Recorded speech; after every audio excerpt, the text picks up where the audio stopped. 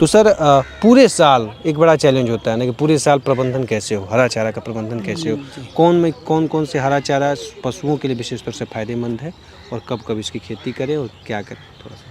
पशुओं का हर स्वास्थ्य पे बड़ा अच्छा प्रभाव पड़ता है और दवाइयों पे खर्च कम होता है। तो लोग सोचते हैं कि दवाइयों पे कैसे खर्च कम होगा हरा चारा खिलाने से। तो सबसे ज़्यादा दवाइयों पर आजकल कैसे खर्चा हो रहा है, जो हमारा एनिमल इनफर्टाइल है।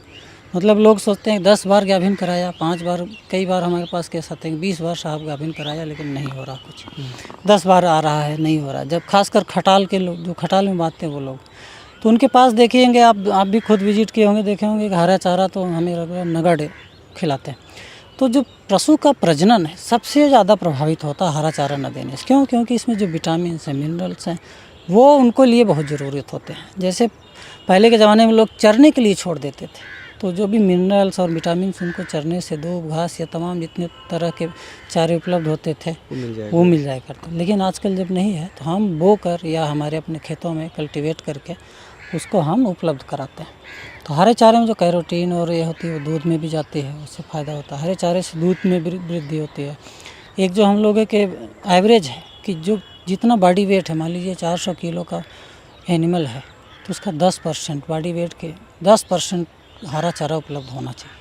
मतलब 40 किलो हरा चारा अगर 400 किलो का है तो दिन भर में 40 किलो अगर नहीं मिल पा रहा तो एटलीस्ट आप 20 किलो तो दीजिए उसको। अच्छा दीजिए पूरे हाँ पूरे उसमें भी हाँ लेगुमिनस होता है और नॉन लेगुमिनस। लेगुमिनस मैं एक लिटरल मीनिंग बता रहा हूँ, जैसे बरसीम वगैरह होती हैं जो लतरा टाइप के होते हैं, पूरा हुई, बरसीम हुई, ये भी कॉपी हुई, लूसरनी हुई, ये सब चीज़ें जो होती हैं वो लेगुमिनस होती हैं। लेगुमिनस मतलब एकदम नाजुक जो मुलायम चारे होते हैं किसान की भाषा में, जो छोटे और होते हैं वो मुलायम चारे, जैसे बरसीम के कैटेगरी के। तो लेगुमिनस देते हैं 1/3, नॉन लेगुमिनस 2/3। जैसे नॉन लेगुमिनस जैसे आ गया मक्का आ गया, चरी आ गया, हमारा हाइब्रिड नेपियर आ गया, तो ये सब नॉन लेगुमिनस में इसको 2/3 देंगे।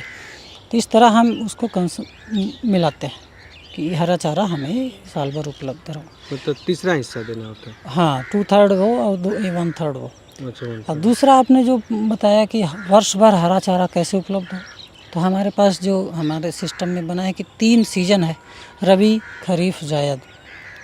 तो जो हमारा रबी सीज़न है जो अक्टूबर से चालू होता है लगभग जनवरी तक चलता है, जनवरी फरवरी तक चलता है। तो उसमें हमें क्या क्या बोना है, तो किसान भाई ज़्यादातर लोग जानते रहते हैं कि बरसीम बोना है। तो बरसीम के साथ और भी आते हैं, लूसरनी है, काउपी है, तो इसको भी लगा सकते हैं ना। जो लेगुमिनस प्लांट है जो छोटे होते हैं वो सकुलेंट होते हैं, मतलब ठंडी के मौसम में छोटे। हाँ क्योंकि उनको बढ़ने के लिए भी उतना नहीं मिलता है, वो नेचर ने बना रखा उनको। तो लेगुमिनस प्लांट को लगाएंगे और उस समय आप देखे होंगे कि बरसीम बहुत ज़्यादा उपलब्ध होती है, तो बरसीम लगाएं हमारे किसान भाई, काउपी लगाएं, लूसरनी लगाएं रबी के सीजन। लेगुमिनस नॉन लेगुमिनस में जई लगा सकते हैं। हमारे बहुत से किसान भाई जो बिहार में भी है और तमाम जगह, वो ये जानते ही नहीं कि जई भी एक चारा है। जई होता है गेहूं का मामा बोलते हैं, कई जगह कुछ भी बोलते हैं। तो वो लगा के हम नॉन लेगुमिनस प्लांट के रूप में उसको उगा सकते हैं। गेहूं की तरह ही होता है उसका। अच्छा। उसके लगाने से कि एकदम जैसे आप सोचिए कि गेहूं ही काट के खिला रहे हैं एक तरह से, तो गेहूं की तरह वो चारा होता है। वो चारे को आप लगा सकते हैं, एक तरफ बरसीम लगा दीजिए और एक तरफ उसको लगा दीजिए। तो जब बरसीम और ये दोनों को कम्बिनेशन में हम जब देंगे तो कभी कभी क्या होता है कि जब हम केवल बरसीम खिलाते हैं तो गाय भैंस किसी में डायरिया का चांसेस बढ़ जाता है। तो जब हम प्रोटीनियस, क्योंकि लेगुमिनस प्लांट जो बहुत ज़्यादा प्रोटीन होता है, तो दोनों के कम्बिनेशन को बरकरार करने के लिए हम लेगुमिनस और नॉन लेगुमिनस दोनों चारे को मिलाकर बो सकते हैं। जई भी लगा सकते हाँ। हैं। और उसके बाद हम आ जाते हैं खरीफ सीजन में। हम गर्मा जो चालू होता है, जायद खरीफ सीजन जो चालू होता है वो होता है चालू ये लगभग हमारा जून के बाद से। जी सर, तो वही जून के बाद से अक्टूबर तक, फरवरी से जो मैं मई तक की मैं बात करूँ, फरवरी के मई से तो जायद सीजन हो गया। वही कह रहा हूँ, उस जायद की मैं बात कर रहा हूँ। जायद सीजन में देखिए बहुत लोग जानते भी हों कि जायद सीजन में बहुत कम चारा उपलब्ध होता है। तो उस समय सबसे बेस्ट ऑप्शन है कि मेरे पुराने वीडियो में भी देखा होगा किसान भाइयों ने, उसमें जो हाइब्रिड नेपियर की बात मैंने की थी। ये देखिए हमारे पास जो हाइब्रिड नेपियर है, ये वर्ष भर, ये बहुत एक्सीलेंट सोर्स वर्ष भर हरे चारे का। अब देखिए हमने इसमें एक गट्ठर ही लगाया था, एक गट्ठर लगाया था छोटा सा 10-12 प्लांट का, और कितना बड़ा हो गया और कितना एकदम हरा है। तो ये वर्ष भर हरे चारे के लिए भी काम आ सकता है। ये 70 से 80 90 दिन में तैयार हो जाता है, जैसा मैंने पिछले वीडियो में भी बताया था। और 70 से 80 90 दिन में तैयार हो जाता है, 20-25 दिन में इसको काटते रहिए। तो ये वर्ष भर किसी भी मौसम में ये काम करेगा। खरीफ ज़्यादातर खरीफ के मौसम में यही उपलब्ध रहता है आज। दूसरा सर ये जो और दूसरा ये मेज जो हम लोग लगाते हैं, या मेज या सरगम, हम फरवरी के महीने में बोते हैं। चरी, सूडान चरी, बहुत जगह MP चरी, तमाम नाम से आते हैं। तो इनको हम लगा सकते हैं फरवरी के महीने में, धीरे धीरे होगा। और इसको हम फेज वाइज लगाएं, एक कट्ठे में बो दें। जैसे 0.5 हेक्टेयर का एक कट्ठा बनाना है आपको, किसान भाई ये बात ध्यान रखें, बहुत बड़ा प्लाट नहीं बनाना है। 0.5 का एक कट्ठा, 0.5 हेक्टेयर का, आधा हेक्टेयर का एक कट्ठा बना ले। उस एक कट्ठे उस क्षेत्र में एक बार लगा दें, फिर 10-15 दिन बाद दूसरे क्षेत्र में बो दें। जैसे अब वहाँ पे देखिए, यहाँ पे देखिए, ये उस तरफ हम आपको उस तरफ अरे सामने दिखाई, सामने जैसे है यहाँ पे। अभी देखिए जैसे यहाँ पे तैयार है, लेकिन वहाँ पे हमने लगा रखा। वो आगे आप देखेंगे आगे तो तक प्लांट, उससे आगे भी देखेंगे आप, तो वहाँ पे हमने पहले से ही कटाई वहाँ पे कटाई का है। इससे छोटा है, इससे छोटा, इसमें बीज आना शुरू हो चुके हैं, फल आने लगे हैं, लेकिन उसमें फल नहीं आ रहे हैं और ये लगा हुआ। तो डॉक्टर साहब का सीधा से जो कहने का मतलब है कि एक साथ ना लगाएं, बल्कि कुछ अंतराल पे लगाएं, कि चाहे 10 दिन 15 दिन के अंतराल पे लगातार रहेगा। तो आप जो गर्मी का सीजन, जो जायद वाला सीजन, जो जायद सीजन में काउपिया भी लगा सकते हैं। काउपी एक घास की बरसीम की ही तरह होता है, जैसे उरादा और ये सब बरसीम के मिक्सचर टाइप का एक प्लांट है काउपिया। हाँ, काउपी बहुत जगह, जैसे राजस्थान वगैरह में बहुत ज़्यादा फेमस है, वो सब लगाते हैं। और अपने यहाँ तो अभी बहुत कम लोग जानते भी हैं उसको। और दूसरा जो नॉन कन्वेंशनल ग्रासेस, जो हम जनरली नहीं यूज़ कर सकते, जैसे अंजन ग्रास, धूप ग्रास, अंजन है, पैरा ग्रास है, ये सब किसी और वीडियो में हम लोग बताएंगे इन सब का पहचान भी।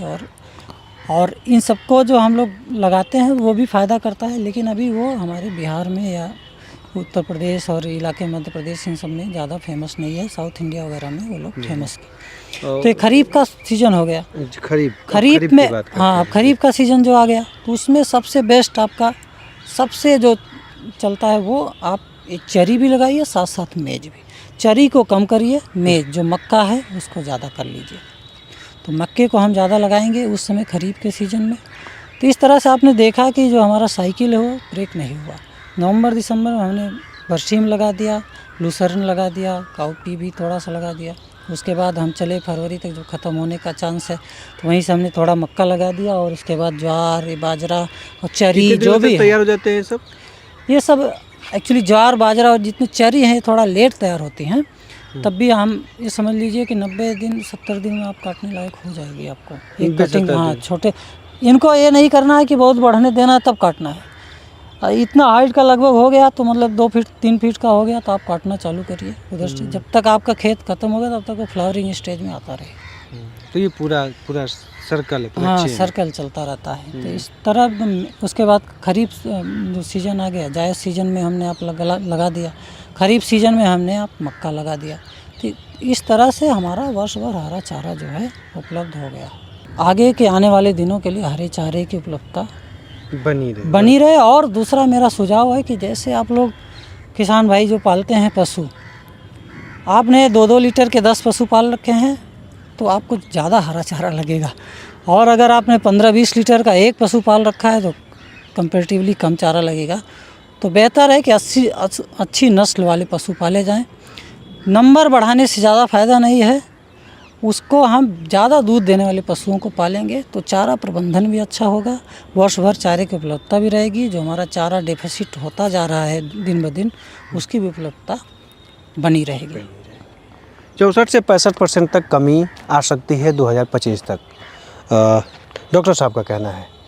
क्योंकि ज़मीन, जनसंख्या, आबादी लगातार बढ़ रही है और उसके साथ जो ज़मीन की जो हमारे खेती के जो वो चीज़ें हैं, सीमाएं हैं, खेती की जो ज़मीनें हैं वो कम होती जा रही हैं। तो चूँकि कम होती जा रही हैं तो इसी ज़मीन में खेती भी करना है, इसी ज़मीन पे रहना है, इसी ज़मीन पे हर चीज़ की आवश्यकताएँ जो हमारी हैं, आधुनिक आवश्यकताएँ, तमाम चीज़ें वो भी पूरी होनी है। तो कहीं ना कहीं जो रकबा है खेती की वो कम होती जा रही है और इसको लेके सोचने की भी ज़रूरत होगी और इसके लिए जो जिस तरह से डॉक्टर साहब ने कहा कि अब नए नए वैज्ञानिक विधि नए नए कॉन्सेप्ट लाने की ज़रूरत होगी, तो आपको भी अब इस पे सोचना होगा। और साथ ही साथ मैं ये बता दूं कि आप अगर चाहें तो कुछ लोग इस हरा चारा का व्यवसाय भी कर सकते हैं। हरा चारा का आपके पास ज़मीन है तो आप हरा चारा का बिज़नेस भी कर सकते हैं और जो विधि डॉक्टर साहब मतलब उस विधि को अपना के आप बिज़नेस करिए। बेशक इसका काफ़ी मांग हो रहा है और बड़े शहरों से लेकर ग्रामीण क्षेत्रों में लोग इसको खरीद भी रहे हैं। जिनके पास अपनी ज़मीन नहीं है वो खरीदते भी हैं।